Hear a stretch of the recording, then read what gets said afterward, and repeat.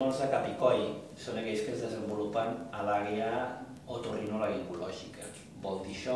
aquells tumors que es desenvolupen a la cavitat oral, a les amígdales, a les cordes vocals, a l'entrada del tub digestiu, que és l'àrea que anomenem faringe.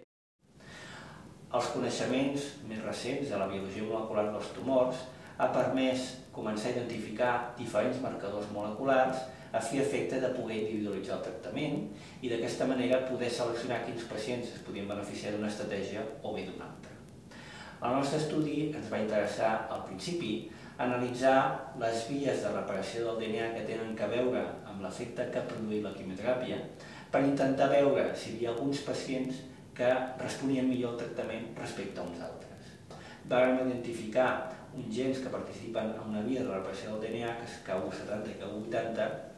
que la seva alta expressió s'associava a una millor resposta al tractament i aquests pacients es podia inclús evitar una cirurgia mutilant. Posteriorment ens vam plantejar l'estudi d'expressió d'altres gens per veure si podíem identificar alguns grups que tenien un pronòstic diferent. D'aquesta manera podem determinar quins gens estan implicats amb la resposta al tractament, de quimioteràpia o de radioteràpia, de manera que si s'expressen més, si estan més activats o per contra estan infraexpressats, estan reprimits, menys activats, puguin tenir d'aquesta manera una traducció en el que és després la resposta al tractament o la supervivència del pacient. El projecte de la Marató ens ha permès, d'una banda, entendre més profundament la biologia molecular dels tumors que tenem. Per altra banda, ens ha permès identificar un grup de pacients que té un curs evolutiu molt agressiu i diferenciar-lo d'un grup de pacients que té un curs evolutiu molt més